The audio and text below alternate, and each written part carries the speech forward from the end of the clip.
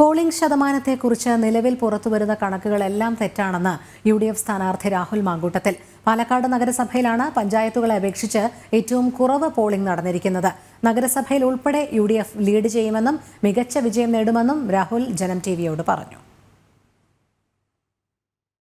Palakkad polling പൂർത്തിയായതോടുകൂടെ തന്നെ മുന്നണികളൊക്കെ കണക്കുകൂട്ടലിലാണ്. UDF സ്ഥാനാർത്ഥിയായി മത്സരിച്ച രാഹുൽ മാങ്കൂട്ടത്തിൽ ചേരുകയാണ്. എങ്ങനെയാണ് ഈ ഒരു പോളിംഗ് പൂർത്തിയായി? എല്ലാവരും ഓരോ ഭൂരിപക്ഷങ്ങളൊക്കെ പറയുന്നുണ്ട്. എത്രമാത്രം പ്രതീക്ഷയിലാണ്? ഞാനൊരു ഘട്ടത്തിൽ ഭൂരിപക്ഷം പറഞ്ഞിട്ടില്ല, പക്ഷെ ജയം ഉണ്ടാവും. ജയം ഉറപ്പായിട്ടുണ്ടാവും. ഭൂരിപക്ഷം നേതാക്കന്മാർ പറഞ്ഞിട്ടുണ്ട്, ആ ഭൂരിപക്ഷം ഉണ്ടാവും. പാലക്കാട് ഇപ്പോൾ പോളിംഗ് നമ്മൾ പരിശോധിക്കുമ്പോൾ കുറവാണ്. അതായത് പോളിംഗ് നമ്മുടെ പോക്കറ്റിലേക്ക് വളരെ കൂടുതലാണ്. UDFന്റെ പോക്കറ്റുകളിലൊക്കെ പോളിംഗ് വളരെ കൂടുതലാണ്. BJPയുടെ പോക്കറ്റുകളിൽ കുറയുകയും ചെയ്തു. അതപ്പോൾ സ്വാഭാവികമായിട്ടും ജനറൽ വോട്ട് കുറയുകയും നമ്മുടെ ക്യാമ്പുകളിൽ നമ്മുടെ പോക്കറ്റുകളിൽ വോട്ട് കൂടുകയും ചെയ്യുമ്പം അതിൻ്റെ റിസൾട്ട് നമുക്ക് ഹൈലി പ്രഡിക്റ്റബിൾ ആണ്. സരിൻ പറയുന്നത് 16,000 വോട്ടിന് സരിൻ വിജയിക്കുമെന്നുള്ളത് എത്രയാണ് സരിൻ പറയുന്നത്? പിന്നെ BJP ക്യാമ്പുകളിൽ പറയുന്നത് നഗരത്തിൽ വോട്ട് കൂടിയിരിക്കുന്നു. നഗരത്തിൽ വോട്ട് കുറയുക ചെയ്തത്. അവർക്ക് കിട്ടിയിരിക്കുന്ന കണക്ക് തെറ്റാണ്. അവർക്ക് കിട്ടിയിരിക്കുന്ന കണക്കിന്റെ സോഴ്സ് എനിക്കറിയാൻ പാടില്ല. മാധ്യമങ്ങളിൽ വന്ന കണക്കിന്റെ സോഴ്സ് തെറ്റാണ്. അപ്പം ഞാനിപ്പോൾ കളക്ടറുമായിട്ട് സംസാരിച്ചിരുന്നു. അങ്ങനെ കണക്ക് അവർ കൊടുത്തിട്ടില്ല എന്ന് പറഞ്ഞു. ടോട്ടൽ നമ്പർ കണക്ക് മാത്രമേ കൊടുത്തിട്ടുള്ളൂ. ഇതിൻ്റെ എല്ലാം ബേസ് എന്ന് പറയുന്നത് 17C ആണ്. നമുക്ക് വോട്ടിംഗ് മെഷീനിൽ രേഖപ്പെടുത്തിയ വോട്ടുകളുടെ എണ്ണമാണ് ആധികാരിക രേഖ. ആ രേഖ വെച്ച് നോക്കുമ്പോൾ നിങ്ങൾ മാധ്യമങ്ങൾ കൊടുത്തിരിക്കുന്ന വാർത്ത തെറ്റാണ്. അപ്പം നിങ്ങൾക്ക് മാധ്യമങ്ങൾ പൊതുവായ ഏതൊരു തെറ്റായ സോഴ്സിൽ നിന്നാണ് വാർത്ത വന്നത്. ആ കണക്കിന്റെ അടിസ്ഥാനത്തിലാണ് BJP ജയിക്കുമെന്ന് തന്നെ പറയുന്നത്.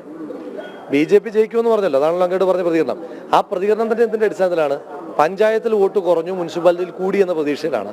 എന്നാൽ അതിന്റെ നേർവിപരീതമാണ് ആക്ച്വൽ കണക്ക്. അപ്പൊ പിന്നെ അവരുടെ യുക്തിയിൽ തന്നെ അവർ പരാജയപ്പെട്ടല്ലോ. അതായത് നഗരസഭയിൽ കുറയുകയും പഞ്ചായത്തുകളിൽ കൂടുകയാണ് ചെയ്തത്. ഒരുപാട് വിവാദങ്ങളും മറ്റുമൊക്കെ ഉണ്ടായിട്ടുള്ള ഒരു തെരഞ്ഞെടുപ്പാണ്. അപ്പൊ അത്തരം സാധനങ്ങളൊന്നും തെരഞ്ഞെടുപ്പിനെ ബാധിച്ചിട്ടില്ല. വിവാദങ്ങളൊക്കെ പോസിറ്റീവായിട്ട് ബാധിച്ചു.